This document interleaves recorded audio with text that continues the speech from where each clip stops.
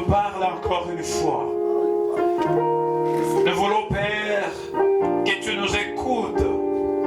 Pendant 7 jours, il ne se trouvera point de levain dans vos maisons, car toute personne qui mangera du pain levé sera retracée de l'assemblée d'Israël, que ce soit un étranger ou un indigène. Verset 20, vous ne mangerez point de pain levé. Dans toutes vos demeures, vous mangerez de pain sans levain. Vous observerez, verset 24, vous observerez cela comme une loi pour vous et pour vos enfants à perpétuité. Le peuple, verset 34, nous sentons, le peuple apporta sa pâte avant qu'elle fût levée. Ils enveloppèrent le pétrin dans leurs vêtements et le mirent sur leurs épaules. Verset 39, ils firent des gâteaux cuits à levain avec la pâte qu'ils avaient emportée d'Égypte et qui n'était pas levée, car ils avaient été chassés d'Égypte sans pouvoir tarder et sans prendre des provisions avec eux. Amen. Nous lisons aussi Exode chapitre 13, verset 7. La parole de Dieu nous dit, on mangera, le verset 7, on mangera des pains sans levain pendant ces 7 jours, les 7 jours, et on ne verra point chez toi des pains levés, et l'on ne verra point chez toi des levains dans toute l'étendue de ton pays. Verset 8, tu diras alors à ton fils, c'est en mémoire de ce que l'Éternel en fait pour moi. Lorsque je suis sorti d'Égypte, ça sera pour toi comme un signe sur ta main et comme un souvenir entre tes yeux, afin que la loi de l'Éternel soit dans ta bouche. Car c'est par la main puissante que l'Éternel en fait sortir, t'a fait tout sortir, voulais-je lire, d'Égypte. Amen. Nous continuons notre lecture dans Matthieu chapitre 16, verset 12 et le verset, disons le verset 11 et le verset 12. Matthieu chapitre 16, le verset 11 et le verset 12. Nous lisons au nom du Seigneur. Comment ne comprenez-vous pas que ce n'est pas au sujet des pains que je vous ai parlé? Gardez-vous du levain de pharisiens et des sadducéens. Verset 12. Alors il comprit que ce n'était pas du levain du pain qu'il avait dit de se garder, mais de l'enseignement des pharisiens et des sadducéens. Amen. Nous allons aussi lire notre dernier texte dans 1 Corinthiens chapitre 5 et le verset 7. 1 Corinthiens chapitre 5, le verset 6 et le verset 7. Nous lisons, c'est bien à tort que vous vous glorifiez. Ne savez-vous pas qu'un peu de levain fait lever toute la pâte? Verset 7. Faites disparaître le vieux levain, afin que vous soyez une pâte nouvelle, puisque vous êtes sans levain, car Christ, notre Pâque, a été immolé. Amen. Amen. Est-ce qu'on peut acclamer pour la parole de Dieu? Y a-t-il quelqu'un qui peut lire avec moi cette dernière phrase presque? Car, commençons par car Christ, notre Pâque, a été immolé. Quelqu'un peut le dire? Car Christ, notre Pâque, a été immolé. Est-ce qu'on peut le dire plus fort que ça? Car Christ, notre Pâque, a été immolé. Acclamons pour Christ, notre Pâque. C'est lui qui nous a apporté la protection. Nous rappelons qu'aujourd'hui, nous sommes en train de parler du thème, disons du sujet, du grand thème.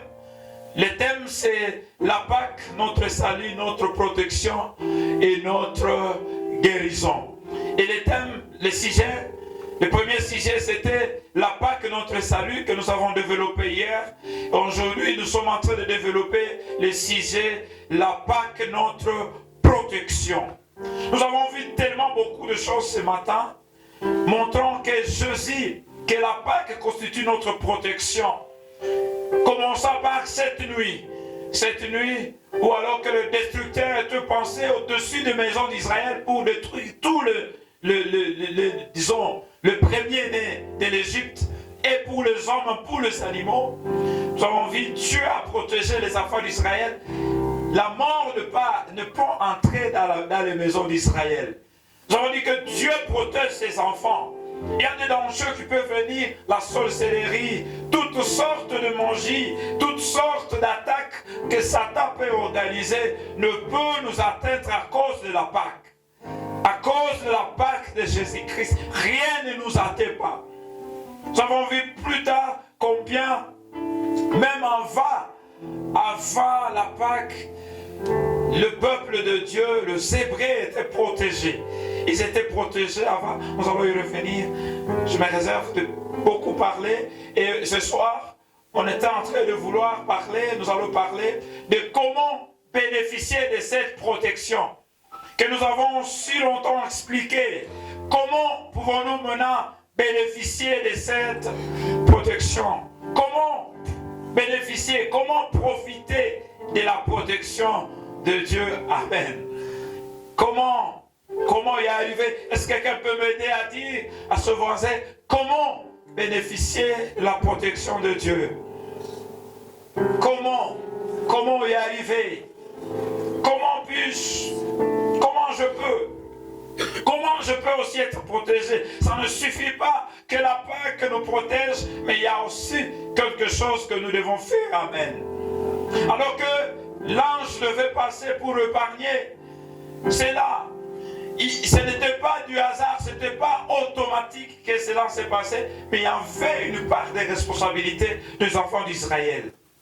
Le sang ne s'est pas mis de lui-même sur le linteau, comme il nous a été dit. Le sang, on n'a pas juste constaté subitement comme ça, automatiquement par hasard, que le sang était déjà sur les deux poteaux de la porte. Mais il faudrait qu'il y ait des gens qui vont immoler l'agneau et qui vont plancer, qui vont prendre le paisson et qui vont mettre le sang sur le linteau. Et c'est lorsque Dieu va avoir le sang que les gens ont mis sur le linteau, pas que lui a mis sur le linteau.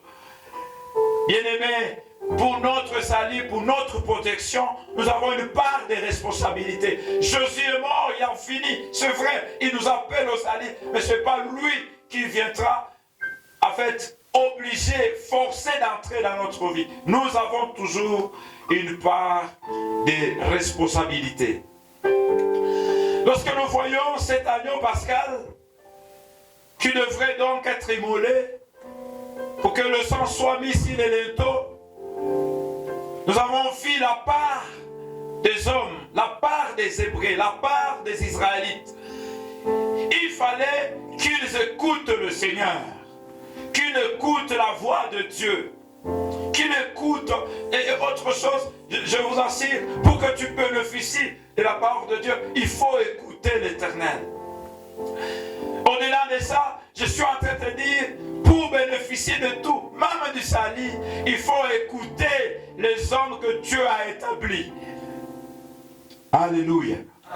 Il faut écouter, sans écouter les hommes. Si on néglige ce que Moïse dit, rien ne va pas arriver. On ne va pas comprendre le message de Dieu. Il faut écouter. Chaque fois que Dieu veut parler, il parlait à travers les hommes. Tu ne verras pas, bien si ça peut arriver, mais dans la plupart des cas, tu ne verras pas Dieu descendre et commencer à te parler si tu ne veux pas écouter les hommes que Dieu a établis pour toi. L'Éternel, il est pensé par des personnes comme vous, mais que Dieu a oint pour t'aider. Alléluia. Alléluia. Des fois, quand les hommes de Dieu parlent, ils ne parlent pas comme vous les connaissez, comme des gens avec qui vous prenez de la pâte. Non plus comme des gens avec qui vous riez. Vous connaissez les romans, des fois, ça peut arriver. Mais des fois, lorsqu'ils nous parlent comme de oint. Comme parmi les hommes que Dieu a placés, que Dieu a choisis pour vous. Moïse a dit aux enfants, écoutez, ce que vous faites, vous prenez l'agneau et vous l'immolez. Et vous l'immolez. Il fallait qu'ils écoutent exactement ce que Moïse devait dire, parce que c'était la parole de Dieu. Tu ne peux pas écouter, tu ne peux pas recevoir, tu ne peux pas quitter les péchés si tu ne sais pas bien, si tu ne sais pas, tu n'appliques pas à comprendre ce que l'homme de Dieu, ce que le messager de Dieu te dit par rapport au salut. Tu n'y arriveras pas. Il fallait que, disons, les enfants d'Israël comprennent, et lorsqu'ils ont compris que voilà ce que vous faites, vous allez prendre l'agneau et vous allez l'immoler, et après vous allez prendre le sang, vous n'irez pas verser le sang. Alléluia. Vous n'allez pas préparer le sang non plus. Simon, peut-être que c'était ici, les gens pensaient que ça va, nous allons aussi manger le sang. Mais le sang, ce n'est pas à manger. Le sang, c'est pour mettre sur les linteaux. Et ce qui va constituer les signes lorsque le destructeur va passer au-dessus d'Égypte, il va voir ce sang-là. Et quand il va voir le sang-là, vous serez épargnés. Et c'est ce qu'on a appelé la Pâque. Amen. Si vous ne prenez pas le sang, tu ne vas pas bénéficier de la Pâque. Vous avez une responsabilité de prendre ce sang et de le mettre sur le linteau et sur les deux poteaux de la porte. Si tu ne fais pas ici, alors tu auras un problème. Alors la mort va entrer dans votre maison. Si un Israël, disons un homme, une femme d'Israël ne pouvait pas faire ça, eh bien la mort ne veut pénétrer dans sa maison. Nous avons des responsabilités. Lorsque Christ est mort à la croix, l'agneau pascal, Christ notre Pâque, lorsqu'il est à la croix pour nous, oui, il a porté nos péchés, il a pardonné tous nos péchés. Et nous avons une part de responsabilité. Est-ce que quelqu'un peut dire à Sauvanzé, vous avez une part de responsabilité? Dis-le avec moi, aide-moi à lui dire, vous avez une part de responsabilité. Jésus a fait sa part, il reste ta part. Oui, Jésus a fini, Jésus a tout fait ce qu'il pouvait faire, il est mort à la croix, mais vous avez une part bien-aimée, pour que vous commenciez à vivre cette liberté, pour que vous commenciez à vivre une nouveauté de vie, pour que Christ, pour que vous changiez d'identité, pour que vous appartenez à Dieu, vous avez une part de responsabilité. Dans les cas contraires, vous allez rester comme vous l'êtes. Vous allez rester pécheur, vous allez rester, disons, exposé au péché, exposé au diable. Mais lorsque les enfants d'Israël ont respecté, ont pris le sang et ils les ont plongés sur le dos, et oui, ils ont été libérés. Ils ont été libérés. Ils ont été libres. Ils sont partis. Et même nous avons vu le matin, et même sur Pharaon, lorsqu'il devait se réaliser qu'il vient de perdre les enfants d'Israël, et lorsqu'il a mobilisé toute l'armée, tout le peuple, tous les chars, tous les mercenaires, tous les élites, tous les experts, toutes les armes qui puissent exister en Égypte sont allés pour poursuivre les enfants d'Israël, mais ils n'ont pas su.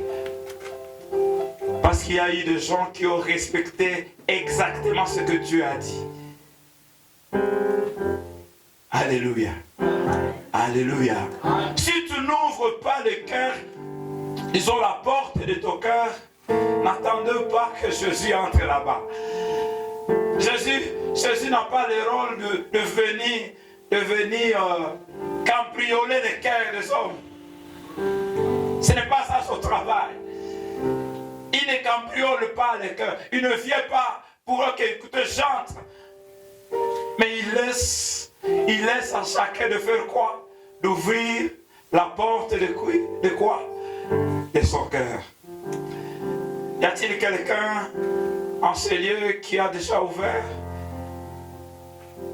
Et vous êtes arrivé à ouvrir la porte de ton cœur? Ou bien c'est fermé? ou bien c'est fermé. Bien-aimés, vous qui nous suivez à partir des réseaux sociaux, ça dépend, disons, de la structure où vous nous suivez. Est-ce que la porte de votre cœur, est-ce qu'elle a été ouverte pour que Christ entre? Est-ce que vous l'avez? Et cela, ce n'est pas Christ. Ce n'est pas à Christ de l'ouvrir, mais c'est à toi d'ouvrir cette porte. Et dès que vous le laissez entrer, alors vous échappez. Parce que nous avons dit que la Pâque signifie passer outre, épargner. Amen. Tu ne peux pas épargner aux conséquences du péché si Christ n'est pas à vous. Ils étaient prêts pour partir. Si nous lisons, nous n'allons pas le revenir dans notre texte. La Bible nous dit que, alors que cette nuit-là, où ils devaient, après avoir mis, disons, le sang sur les linteaux, sur les deux poteaux de leur maison, autre chose qu'ils devraient faire, il faudrait qu'ils soient prêts. Alléluia. Et la Bible leur dit, vous ayez vos seins, vos rêves plutôt sains. Bon, là, vous ne comprenez pas tellement, mais je mets la version parole de vie à parler, vous aurez des vêtements serrés autour de la taille. C'est la première fois que je vois la Bible, la parole de Dieu demander aux gens, Dieu demandait aux gens, demandait aux gens de mettre des jupes taille et des pantalons taille. Des habits taille. Ah, c'est le verset 11. Lisez le verset 11. Quelqu'un peut me lire le verset 11. Ne pensez pas que je suis en train de vanter des choses ici. Quelqu'un peut nous lire le verset 11 à haute voix, s'il vous plaît. 12, 11. Exode, oui, allez-y. Oh. Oui. À haute voix, bien-aimé. 11. Quand vous le mangerez, vous aurez vos reins sains. Vous aurez vos reins sains. C'est ce que la parole de vie a parlé de vêtements serrés autour de la taille. Vos reins sains, ça veut dire les ceintures, vous allez serrer encore. Les restes au niveau d'ici, non? Ouais. Oh. Ah, vous aurez des reins sains, vêtements serrés autour de la taille. Ah, ne venez pas avec des futurs, entre guillemets, comme le moment l'a dit, ne partez pas. Vous serez prêts, il faut être prêt à vous mettre desserrés. Juste au corps. Il ne faut pas venir avec des grosses chemises. Quand vous allez, pour être prêt, il faut avoir des justes au corps. Vous savez pourquoi on a demandé que vous soyez prêts, qu'ils soient prêts et qu'ils mettent les justes au corps? Parce que ce qu'ils vont faire là demande qu'on soit vraiment, qu'on ait des habits comme ça. Dans les voyages, dans une course, vous allez avec, même si vous conduisez un vélo avec des pantalons, ça va entrer dans les rayons ou ça va entrer dans la machine du vélo. Ah, quand vous courez avec de grosses chemises, ça va rester dans l'arbre quelque part. À ce qu'il devrait être souple, prêt et de mettre le juste au corps pour que ça le permette de faire quoi? De marcher. Quand nous quittons le péché, il faut mettre des justes au corps. Ce qui vont nous permettre de suivre Jésus. Alléluia. Amen. Ce qui vont nous permettre de marcher avec Jésus. Et non pas des choses qui vont encore nous tenir. Des grosses pantalons qui vont rester. Chaque fois que je mets mes pantalons, des fois, qui sont un peu par terre, un peu plongés comme ça. Et chaque fois que je les mets, j'ai toujours constaté, quand je descends sur la moto, ça tient, disons, le levier de vitesse là, prend le pantalon jusqu'à ce que je peux même glisser. Parce que c'est gros tellement. Il faut des vêtements serrés autour de quoi? Autour de la taille. C'est une part de responsabilité. Lorsque nous quittons le péché, nous quittons le monde, nous devons aller avec le juste corps. Pour que rien ne nous tienne encore dans le chemin. Alléluia. Amen. Pour que rien ne nous retienne. Et que quand nous pensons qu'on passe, et que ça, que rien ne nous arrête. Amen. Amen. Autre chose, on dit vos souliers aux pieds. Si vous lisez la même chose, tu peux lire, tu peux continuer. Après les justes au corps. Voilà. Ici, quand vous le mangerez, vous aurez vos reins sains. Oui. Vos souliers aux pieds. Vos souliers aux pieds. Et votre pantalon à la main. Et votre bâton à la main plutôt. Il passe encore les habits. Là, on sait que tu as compris. Peu François, bien aimé. Merci beaucoup. Voilà. Vous aurez vos souliers à vos pieds. Ah, bien aimé, quand Dieu nous appelle pour quitter le monde du péché, nous devons être prêts pour partir. Nous ne devons pas voir. Alors comment ça va être avec mon chéri là, avec ma chérie, avec ce que j'ai toujours gagné avec. Vous devez mettre le soulier dans quoi? Dans le pied. Alléluia. Amen. Alléluia. Amen. Il n'y a pas le temps d'aller chercher. Non, je cherche encore mes amis, mais ça doit être là. Pour faire quoi? Pour marcher. Seulement que il devrait. Et là, ce n'était pas question. J'ai comme l'impression qu'ils ne pouvaient même pas. Ces jours-là, ils n'ont même pas passé au lit. Et que ce jour-là, ils n'entendaient que faire quoi? Sortir pour partir. Quand vous quittez l'Égypte, quand vous voulez partir, il faut avoir votre bateau. Où? Ça, ce n'est pas Dieu qui va avoir son bateau à la main. Ça, ce n'est pas ton frère. Chacun doit avoir quoi? Son bateau où? À la main. Et lorsque je fais des recherches sur les bâtons, c'est que ça signifie. Les bateaux, deux fois en hébreu, on l'appelle aussi baguette. Bon, c'est que les batteurs aussi disent de leur stick de voilà qu'ils utilisent. Des baguettes. Et ici, le bateau a plusieurs utilisations. On peut l'utiliser soit pour frapper les animaux. Vous devez utiliser le bateau pour frapper les animaux. Donc je vous épargne de ça, mais vous pouvez aussi les utiliser pour frapper les hommes et les femmes. Ça, je vous ai obligé d'aller, de surmonter les montagnes, de passer dans des moments un peu difficiles. Il devrait donc tenir sur ces bateaux-là. Lorsqu'il devrait, disons, crêper, lorsqu'il devait passer dans les vallées, et même lorsqu'il devait traverser les eaux, il utilisait quoi? Le bâton. Alléluia. Quand vous quittez l'Égypte, avez-vous le bâton entre vos mains? Parce que vous aurez des montagnes dans les chemins. Vous aurez des rivières. Il faut que vous ayez quelque chose qui va vous servir de faire quoi? De quitter. Et on nous dit que même le même bâton était servi pour des fois aussi, quand on est attaqué par les serpents, quand il devait être attaqué par les serpents, c'est le bâton là qu'on devrait utiliser. Vous savez, dans les chemins, il y a plusieurs problèmes. Il y a plusieurs difficultés.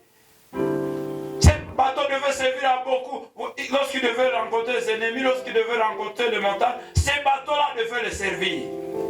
Bien-aimés, dans cette marche que nous commençons, dans cette vie nouvelle que la Pâque nous accorde, nous devons avoir des bâtons entre nos mains. Amen. Ça, c'est une part de responsabilité. Ce n'est pas Dieu qui va avoir ces bâtons, mais c'est à nous de l'avoir. Pour que lorsque nous allons arriver là où ça glisse, tendera, pas dans la manière dont l'autre a parlé, tendera, non, c'est pas ça. Mais moi, vous comprenez ce que ça veut dire, là où ça glisse, il faut que vous ayez le bâton. Si vous arrivez à un endroit où ça glisse, et celui qui a un bâton, celui qui n'a pas un bâton, il y a une différence de passer là-bas. Des fois, celui qui a un bâton, il va descendre tout simplement facilement. On dirait qu'il est en train de passer dans une terre sèche. Mais celui qui n'a pas de bâton, vous imaginez ce qui peut se faire. Il va vouloir tenir, il peut même retourner. Il peut même aller vouloir chercher une autre voie, parce qu'il est difficile pour lui de penser. Bien-aimés, si nous voulons être victorieux dans notre marche chrétienne avec Dieu, nous devons avoir des bâtons. Alléluia. Amen. Nous devons avoir une connaissance de la parole de Dieu. Nous devons méditer. C'est ça les bâtons dont nous avons. Alors que nous sommes devant les difficultés, alors que nous sommes devant les tentations, alors que nous sommes devant les problèmes, devant les mauvaises propositions, il faut avoir les bâtons. Je connais des gens qui n'ont pas de bâtons, de jeunes filles qui n'ont pas eu de bâtons. Et lorsque un monsieur est venu, ma soeur, tu sais, je t'aime tellement. Tu m'aimes? Oh oui, je t'aime, non? Lisons, heureusement que je ne connais pas ces versets. Mais la Bible nous demande de nous aimer, non? Ça ne me vient pas directement en tête. La Bible nous demande, aimez-vous les autres. Il prend la chair, aimez-vous les autres. Si tu n'as pas les bâtons, tu vas tomber. Et les jeunes filles tombent de fois dans ces difficultés dans leur marche. Ils disent, oui, c'est dans la Bible. Oui, c'est dans la Bible. Je ne savais pas. Ah, je ne savais pas. Ah, je ne savais pas. Oui, oui, oui. En tout cas, je suis d'accord. Tu es d'accord? C'est parce que vous n'avez pas un bâton. Alléluia. Amen. Les bâtons, vous allez la tenir. Là où il y a des pierres, où vous ne savez pas comment vous allez marcher, vous prenez le bâton et vous passez avec ce bâton-là. Vous passez et finalement, vous arrivez à prendre le chemin, à continuer. Mais s'il n'y a pas le bâton, vous allez tomber. Alléluia. Amen. Vous devez avoir, ça c'est une part des responsabilités. Et je pourrais bien souligner ces bâtons, ce que ça veut dire. Ces bâtons, c'est tous ces programmes. C'est tous ces programmes que nous donnons ici. La lecture de la parole de Dieu. C'est ce bâton. Le séminaire ici, comme vous l'avez fait, que Dieu vous bénisse. C'est le bâton que vous êtes en train d'avoir. C'est ces prières que vous faites à la maison, pas nécessairement à l'église. Ces jeûnes que vous faites, pas nécessairement ici. Mais lorsque vous le faites, ça constitue un bâton et vous ne pouvez pas tomber. Alléluia. C'est pourquoi cette part de responsabilité, ça nous revient. Et c'est là ce qu'on a appelé la Pâque. Pour être protégé, pour bénéficier de toute la protection de Dieu, il faut respecter des consignes. Il y a toujours des consignes. Si tu crois,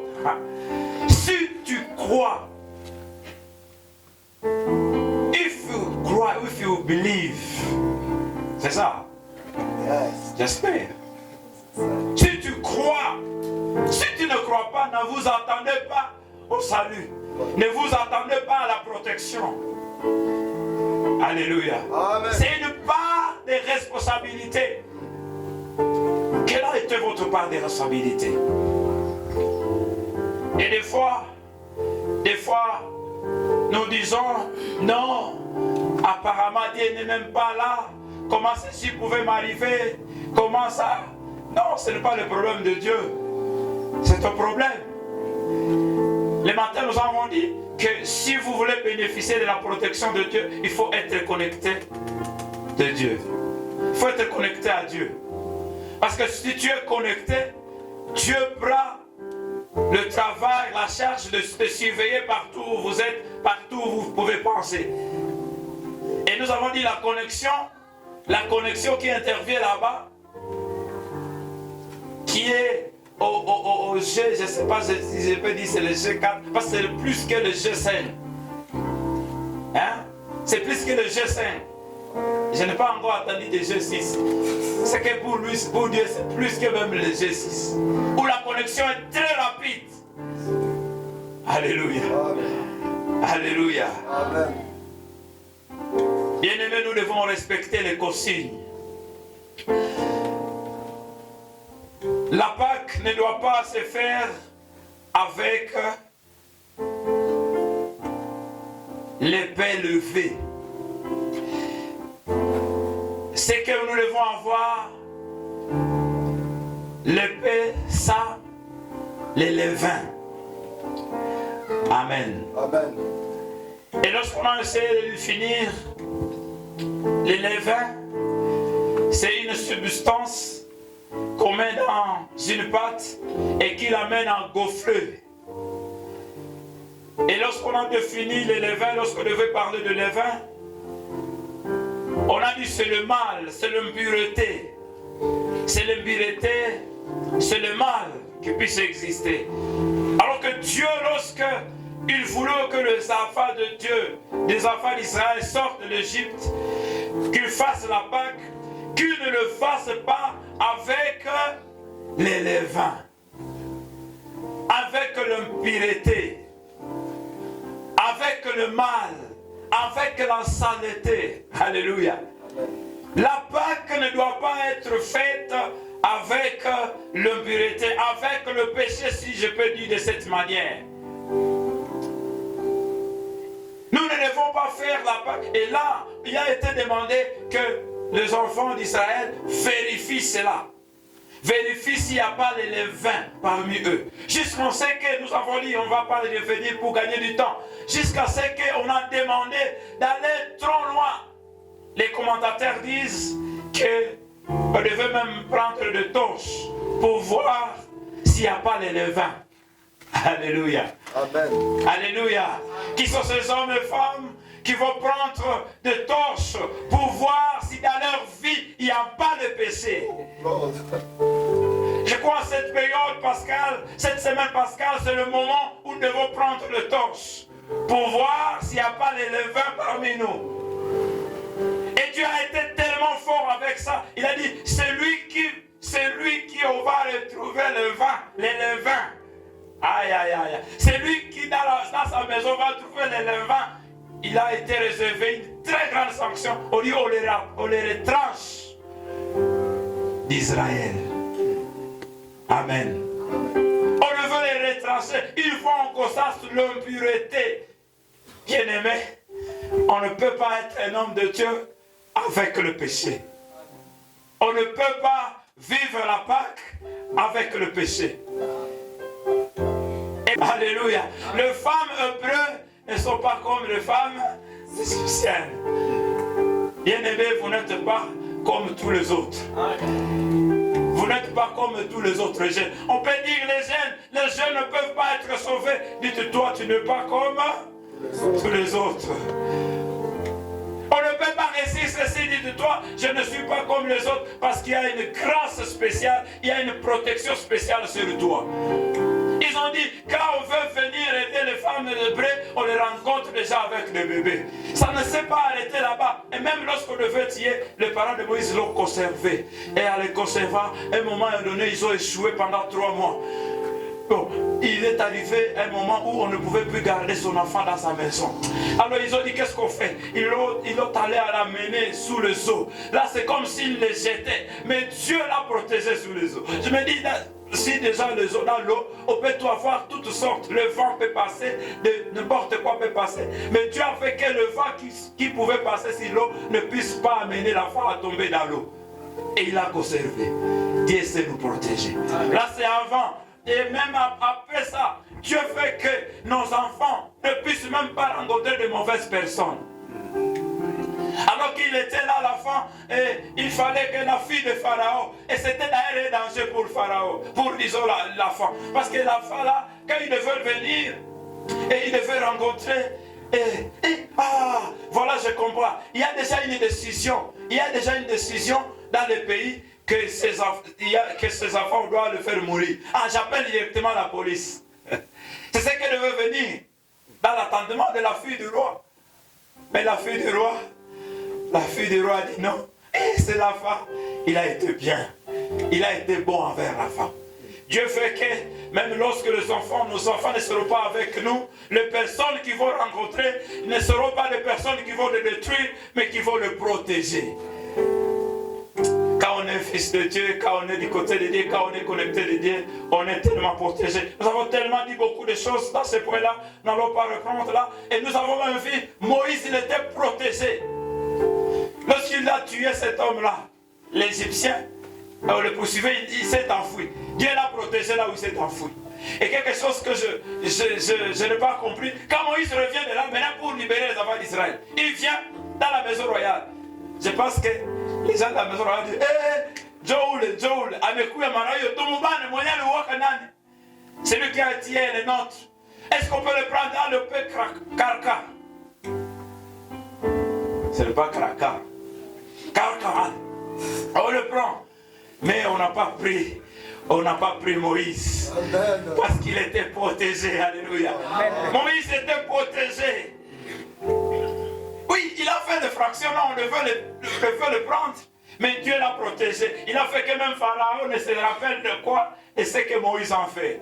N'ayez pas peur d'aller vers les gens qui dans le passé, dans le péché, vous les avez fait de tort et tu ne sais pas les arriver, tu ne sais pas les allier. Vas-y. Dieu va te protéger de sorte qu'ils ne vont pas se souvenir de ce que tu as fait. Amen. Parce qu'il vous protège. Nous avons dit ce moment, c'est aussi le moment de prière. C'est le moment où nous évoquons, nous déclarons. Vous savez, nous avons, le monde a été créé par la parole. Et Dieu a fait de nos paroles différentes. Elles ne sont pas comme toutes sortes de paroles. C'est que quand tu confesses, c'est pourquoi même la Bible dit, si tu confesses de ta bouche, de quoi? Pas de l'intelligence, pas dans la tête, on dit de où? De quoi? De ta bouche. Ça veut dire qu'il y a des choses que nous confessons dans la bouche et Dieu les amène à réussir. C'est pourquoi il a été aussi écrit, les choses que vous allez lier sur la terre, je vais les lier au ciel. Les choses que vous allez délier sur la terre seront aussi déliées au ciel. Ça veut dire que tu peux dire quelque chose et ça se confirme dans votre vie. Alléluia. Amen.